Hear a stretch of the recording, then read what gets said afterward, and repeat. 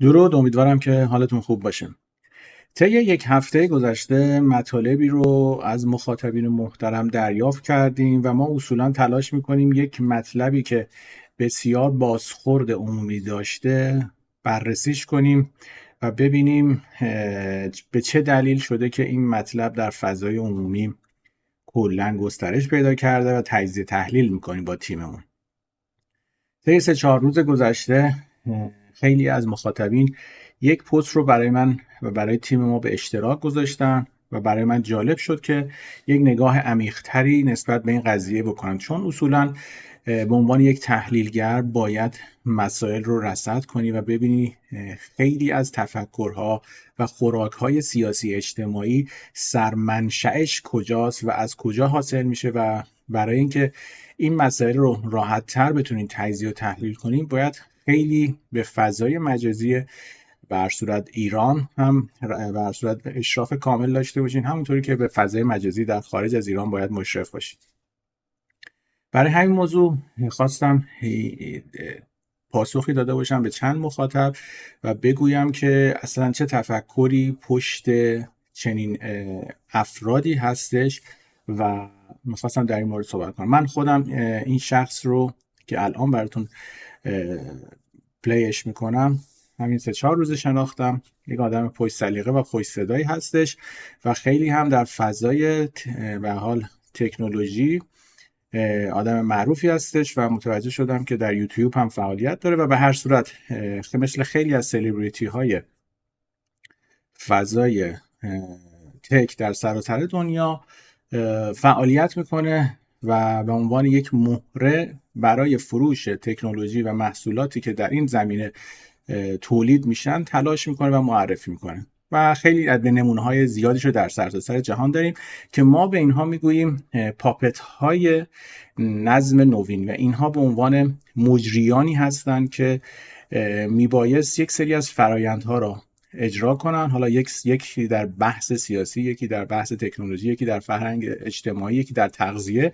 اینها پاپت ها هستند و در سرتاسر دنیا بر صورت نفوذ دارن و به واسطه حمایتی که در فضای مجازی ازشون میشه رشد میکنن و به واسطه همون رشد باعث میشن که تاثیرگذاری داشته باشن در بطن جامعه. برای همین خواستم این معرفی کلی بکنم و حالا بریم این دوست گرامی رو ببینیم و ببینیم مثلا این داستانش از چه قراره. خب این آدم که اسم اهورا نیازیه، مثل اینکه حالا من درست بدونم که من اون 3-4 روز با پیجش آشنا شدم و آدم خوش سلیقه و خوش صدایی هم هستش و میبینیم که فالوور 1 میلیون فالوور هم داره و نوشته فعال حوزه تکنولوژی. پستی که برای من زیاد ارسال شده بود این پست بودش و من یک صفحهش رو بالا پایین کردم و یک سری مسائلش رو دیتکت کردیم با گروه و امروز می‌خواستیم نتیجه این بررسی رو خدمت شما ارائه بدیم. پستی که در این هفته بسیار فوروارد شده و نزدیک به 600-700 هزار بار هم به اشتراک گذاشته شده این پست هستش. بین میره اگر گوشی بومی بازار میگیره. دقت کن. گوشی بومی میسازیم ولی ملت نمیخرن. میان جلو واردات رو میگیریم اون موقع مجبورن دیگه. بعدش میریم گوشی بیکیفیت رو گرون و قسطی بهشون میدیم، تو صف هم نگرشون میداریم، مجبورن دیگه میخرن. مثل بساط ماشینا به چاپ و بعدش نرم افزار امنیتی درست میکنیم، مجبورشون میکنیم نصب کنن. اون وقتی شبکه ملی اطلاعات همون اینترنت بومی دیگه وقتی درستش کردیم، اینترنت هم ازشون گرفتیم، بعد با سیستم عامل بومی همه رو رصد میکنیم کی کجاست داره چی کار میکنه و بعدش هم وی پی ان هم که دیگه خیلی وقت بساطش از بین رفته. این نمایش نبود، گردآوری چند خط خبر بظاهر بی اهمیت بود کنار هم که یک تصویر خیلی هولناک از آینده‌مون میسازه و مسئلهش اینه که گریبانگیر همه است. بلاگر، گیمر، تاجر، عالم، آدم عادی، فعال سیاسی و فرهنگی و اجتماعی. بفرستید برای همه بدونن و آگاه باشن. اینترنت از بین میره اگر این پستی بودش که در ظاهر در حال اطلاع رسانی و خطر اینترنت ملی و گوشی‌های تولید داخل بود. یعنی در بررسی اول داشت این خطر رو به مخاطب ارائه میدادش که آقا قرار گوشی ملی بیاد و سیستم عامل ملی بیاد و حواستون باشه اگه این بیاد و المیشو بله. حالا کاری نداریم، یک بررسی کوتاهی پیج ایشون رو داریم و برمیگردیم سر این موضوع که این موضوع رو کاملا براتون بر صورت بشکافیمش، ببینیم پشت صحنه این افرادی که اصولا هیچ دانشی نسبت به فرایندهای اصلی نظام سلطه جهانی ندارن و مجری پیاده سازی این الگوریتم‌ها در داخل همه کشورها هستن، بر صورت چی رو دارن به مخاطب بر صورت میفروشن. یکی دیگه از پستاشو میخوام ببینیم به طور رندوم. این مسترکارت فیزیکی والپیه. بله بنده اهورا نیازی مسترکارت فیزیکی دارم. البته نه فقط من، همه میتونن داشته باشن. مسترکارت فیزیکی به چه درد میخوره؟ ببین، اکانت پریمیوم مگه نمیخری؟ نمیدونم اشتراک بازی نمیخری؟ جیم برای بازیت نمیخری؟ گیفت کارت و اینا مگه نمیخری؟ همه اینا رو میتونی با این بخری. یعنی خرید کالای دیجیتال از سراسر جهان بدون محدودیت. چقدر طول میکشه؟ 10 روز. احراز هویتش هم 1 روز. کجا باید انجامش بدیم؟ تو خونه پشت موبایلت، همون جایی که الان داری ویدیو منو نگاه میکنی. نکته باحالش اینه که اسمت به صورت فیزیکی روش هک میشه. مسترکارت فیزیکی والپی یکی از خدمات جدید صرافی والکس، از صرافی‌های معتبر رمز ارز داخل ایران. پشتیبانی دارن، از طریق راه‌های ارتباطی زیر میتونید ازشون مشاوره بگیرید. دقت کنید، من تمام مسائل رو به صورت رندوم میدم. مثلا اینه که مستر فیزیکی، شما دقت کنید به پیاده سازی اون سندهای 20 که اگر طی این چند مدت برنامه‌ها رو دنبال می‌کنید متوجه میشین. رمز ارز یکی از الگوریتم‌ها هستش و اینی که شما دارین مسترکارت فیزیکی رو به مردم ایران میدی، همون مسئله‌ای هستش که ما قبلا گفتیم که FATF در داخل ایران داره اجرا میشه و دارن مردم ایران رو هول میدن که بدهی‌های جهانی رو بخرن و شما وقتی شما مسترکارت استفاده میکنی برای تبادلاتت و برای شارژ کردن و مصرف کردن، اینها تراکنش کم میشه و به قول معروف اگر قرار شما $100 با مسترکارت خرید کنی، یه چیزی حدود $115-16 ازت کم میشه. این یکی از فرآیندهایی که در کل دنیا پیاده سازی شده و الان خیلی ها به این قضیه پی برده، ولی خب در داخل ایران چون یک مارکت بکری هستش و همه در حسرت رسیدن به مسترکارت و ویزا کارت و به هر صورت این چیزهای جذاب در بازارهای جهانی هستن، خیلی براشون جذابه. بریم یه پست دیگر رو حالا به صورت رندوم نگاه کنیم. میبینید که تماما داره مسائل رو در مورد تک پیگیری میکنه. عاقبت تولید هوش مصنوعی میشه این. کاربری از هوش مصنوعی دالی 3 میپرسه دختر 5 سالم دوست داره بدونه یه جوجه تیغی خیلی خوشگل و خاص چه شکلیه. هوش مصنوعی براش 4 تا تصویر متفاوت درست میکنه. اونها یکی رو انتخاب میکنن، میگه اینو دخترم دوست داره اسمشو لری بذاره، ازش تصاویر متفاوتی بهم نشون بده و در همون لحظه یکی دیگه این نمونه دیگه ای بودش که در مورد صحبت کردیم. هوش مصنوعی یکی دیگه از الگوریتم‌هایی هستش که بشر باید بهش عادت کنه و این مبلغه چنین مسئله هست. این جالب این AIP هم ببینیم که اینو من قبلا در موردش در کلاب ها صحبت کردم. حالا در این مورد هم ببینیم که ببینیم ایشون چی گفته.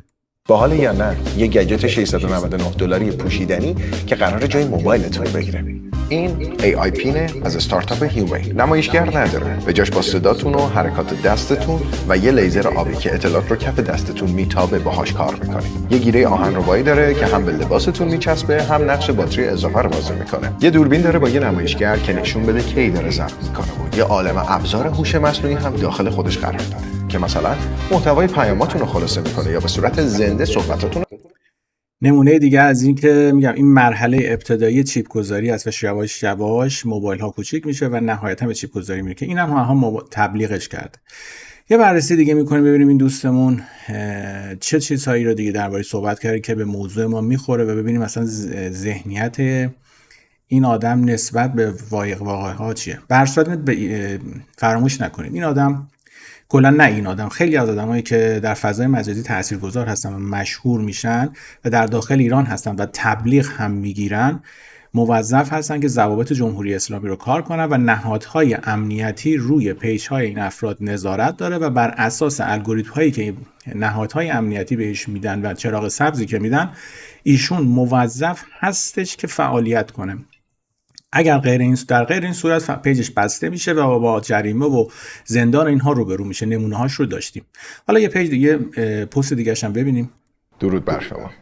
لایحه عفاف و حجاب اخیراً تصویب شده و قرار به شکل آزمایشی اجرا بشه. این لایحه 70 ماده داره. ماده 41: تو شبکه‌های اجتماعی فعالیت می‌کنی؟ آقا و خانمت فرقی نمی‌کنه. در صورتی که بی‌حجابی و بی‌عفافی رو ترویج بکنی مجرم شناخته میشی و جزای 280 میلیونی باید پرداخت کنی یا تا 5% از کل داراییت، داخل پرانتز هر کدوم که بیشتر بود. تا 6 ماه از فعالیت‌های شغلی و حرفه‌ای و تبلیغاتیت محروم میشی. به تشخیص قاضی ممکنه تا 2 سال ممنوع خروج بشی تا 2 سال ممنوع از فعالیت عمومی.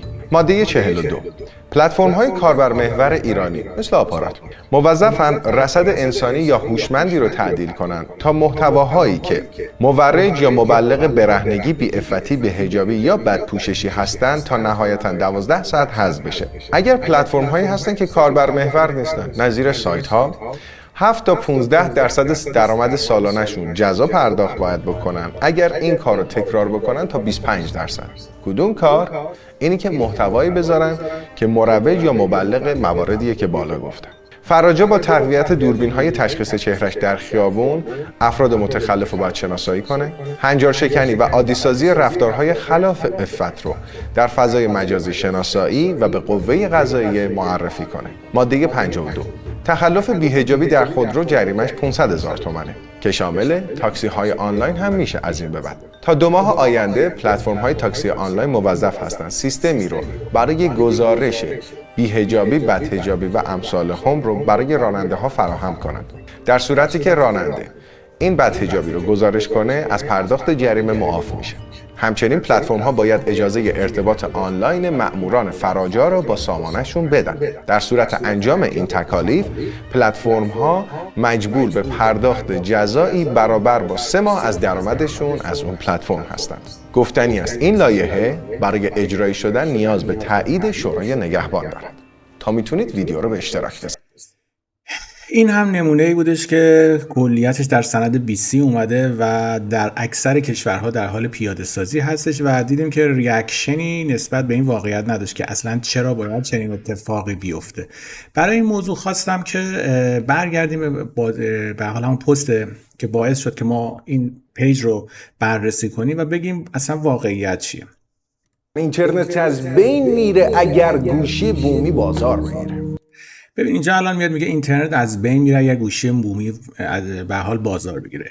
ببینید در بازی‌های نظام سلطه جهانی ما یک سری محدودیت هایی داریم. همونطور که مثلا در صنعت هواپیماسازی ایرباس و بوئینگ هستن و اجازه پیدا نکردن، یا صنعت نوشابه سازی کوکاکولا و پپسی اجازه به هر صورت عرض اندام نداشتن، ما در صنعت گوشی سازی هم یواش یواش داریم محدود میشیم. ببین بلایی که سر هواوی آوردن چه اتفاقی در بازار رخ داد و دنیا داره محدود میشه به 5-6 تا به حال گوشی سازی مثل اپل، سامسونگ، شیائومی و به حال سونی و چند تا از حتی که بخشا رقابت در درون خودشون هستش و یواش یواش خیلی از شرکت‌ها در درون رقابت‌ها حذف میشن یا بخشا توسط شرکت‌های بزرگ خورده میشن و گرفتار میشه. و اینی که شما بیاین روی گوشی بومی حساب کنی یک دروغیه که داره اینجا به مخاطب ارائه میکنه. اولا که گوشی بومی نیست و اینجا در نگاه اولم میاد به مخاطب میگه که این خیلی ترسناکه و ببینیم چه چیزی دیگه رو داره تو اینجا به هر صورت دوباره خلاف واقعیت میگه. البته من منظورم نیست که داره دروغ میگه، اینا اصولا سواد سیاسی اکثرا ندارن و واقعیت ها رو نمیبینن، چون تمام اینها بر اساس گیم و دنیای تکنولوژی بزرگ شدن و بیشتر از این چیزها رو متوجه نمیشن. گوشی بومی میسازیم ولی ملت نمیخرن، میان جلو واردات رو میگیریم. یه مسئله دیگه هستش که باید بهش اشاره کنم در این موضوع که حالا من این تصویر رو میبندم. ببینید دوستان، این محدودیت واردات آیفون رو میخواستم یک توضیح در موردش بدم.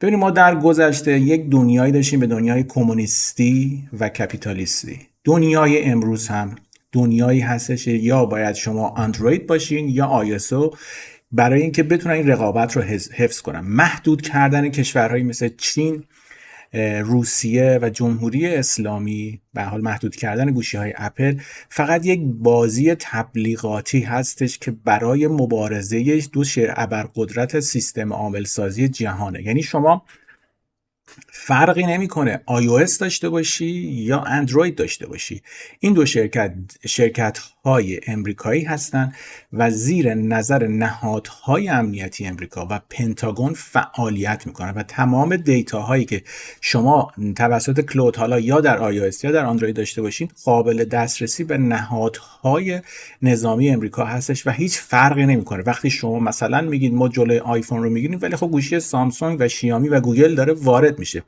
این یک تقسیم بندی جدید جهانی است. اینو دقت کنید، خیلی موضوع پیچیده ایه. اینی که به شما میگن iOS نمیتونیم بخریم، در بازار هست میتونید استفاده کنید، ولی این یک جنگ بر صورت نوینی هستش که دارن دنیا رو تقسیم میکنن برای کنترل بیشتر و وقتی شما رو محدود میکنن انسان رو حریص میکنن، ولی در واقعیت هیچ فرقی نمیکنه. اصلا آیفون در داخل ایران نیاد، اندروید در داخل ایران داره فعالیت میکنه، سرویس های گوگل دارن فعالیت میکنن و تمام اون چیزایی که در اپل هست در اندروید هم هست. این برند سازی ها فقط و فقط طی چند دهه گذشته باعث شده که مردم رو بیشتر جذب نظام سرمایه داری بکنه و بیشتر که جنسایی که قراره حالا تولید میکردن رو این رو بفروشن، که این سیستم در حال گذر هستیم که حالا اینجا جاش نیست که در مورد صحبت کنیم. برای همین وقتی میگه گوشی همراه وارد نمیشود، منظورش گوشی آیفون و اون لابی های جهانی هستن که موظف کردن که هر جغرافیایی بر اساس اون تقسیم بندی چه گوشی استفاده کنه. بدونن و آگاه باشن اینترنت از بین میره اگر گوشی بومی بازار بگیره. دقت کن، گوشی بومی میسازیم ولی ملت نمیخرن، میان جلو واردات رو میگیریم، اون موقع مجبورن دیگه. بعدش میریم گوشی بیکیفیت رو گرون و قسطی بهشون میدیم، تو صفم نگرشون میداریم، مجبورن دیگه میخرن. مثل بساط ماشین و به چاپ و بعد در مورد ماشین هم باید بعد در این مورد توضیح بدیم که چرا جمهوری اسلامی طی 20 سال گذشته واردات ماشین رو قطع و وصل میکرد و الان چرا قرار واردات ماشین رو آزاد کنه، اون هم ماشین های برقی. در مورد سیستم عامل هم که بهتون گفتم که ایشون گفتن که سیستم عامل ایرانی درست میکنن، در حد ساخت این یک دروغی هستش که دارن به خورد مخاطب میدن که اصلا سیستم عامل داخلی امکان نداره و اینجا میاد اطلاع میده که مردم اینها نمایش نبود، اینجا بر صورت قرار اینترنت اینطوری بشه بفرستیم برای دیگران که یاد بگیرن. یعنی داره به مخاطب در اول ارائه میده که آقا اگر اینترنت ملی بشه نشه، مثلا اگر اینترنت ملی نباشه شما در حریم خصوصی خودتون رو داریم و میتونید دسترسی آزاد داشته باشین. ماهیت اینترنت اگر دقت کنید ماهیتیه که در حال کنترل شدن هست. یعنی اینترنت توسط NSA امریکا بر صورت دنیا عرضه شد و در حال کنترل شدن، یعنی ما حریم خصوصی نداریم و با این فکت چکر هایی که الان در اینستاگرام، یوتیوب، تمام پلتفرم ها هسته، شما عملا دارین سانسور میشید و اینترنت اصلا اینترنت باز نیست. یک زمانی به هر صورت برای اعتیاد جامعه به فضای مجازی مجبور شدن این فضا رو باز کنن و الان دارن فضا رو میبندن. قبلا هم در مورد طرح صیانت گفتیم، طرح صیانت یک طرح ملی جهانی است و برای اینکه بر اساس اون پلتفرم هایی که نیاز دارن و اساس الگوریتم هایی که قرار پیاده کنن اخبار باید به اون صورت ارائه بشه. برای همین خیلی از صداهای خبرنگاران آزاد، پزشکان آزاد و تحلیلگران آزاد باید سانسور بشه و خبر آنچین که میبایست باید به گوش مخاطب برسه و برای همین طرح صیانت رو در حال پیاده سازیش هستم و اینم فرق نمیکنه که شما در کدوم کشور باشید، در تمام کشورها در حال پیاده سازیه و این طرح صیانت مقدمه‌ای هستش برای اینترنت طبقاتی و که در برنامه‌های مختلف در موردش صحبت کردیم که اینترنت طبقاتی بر اساس رتبه اجتماعی شما ارائه میشه. یعنی اگر شما برخلاف موازینی که به شما ارائه میدن در هر پلتفرم رفتار نکنی، میتونه اینترنتتون بر سرعتش افزایش پیدا کنه. در داخل جمهوری اسلامی هم این قبلا تست شد زمان احمدی نژاد. اگر کسانی که یادشون باشه اینترنت پرسرعت رو با نامه میبردی شرکت مخابرات که میگفتی من کارم اینه، وظیفم اینه، یه تعهدی ازت میگرفتن که در راستای ضوابط جمهوری اسلامی کار کنی، بر همین سرعت پهنای باندت رو بیشتر میکردن. در این نظم جدید هم اینترنت طبقاتی در داخل ایران اینطوریه که اول VPN میفروشن و تمام این VPN فروختن ها به واسطش اطلاعات مرحوم در حال سرقت رفتن. یعنی اون پروسه‌ای که تمام اطلاعات شما توسط سرورهای مختلف گرفته بشه، چون میدونید الان دنیای اطلاعات ارزشش از نفت بیشتره. بعد از اون میان اینترنت رو طبقاتی به شما میدن، میگن آقا برخلاف موازین ما اگر عمل کنی این جرایم رو داری، جرایم نقدیه، اگر این موازین رو رعایت کنی طبقه 1، طبقه 2، طبقه 3، طبقه 5 و در نهایت اینترنت آزاد. و در اون اینترنت آزاد یعنی تمام سانسور شده است. یعنی مثلا این آقای اهورای نیازی اگر بیاد بگه مثلا سامسونگ داره از احوال شما جاسوسی میکنه، از رتبه اجتماعیش در شبکه‌های اجتماعی کم میشه و نمیتونه فعالیت داشته باشه.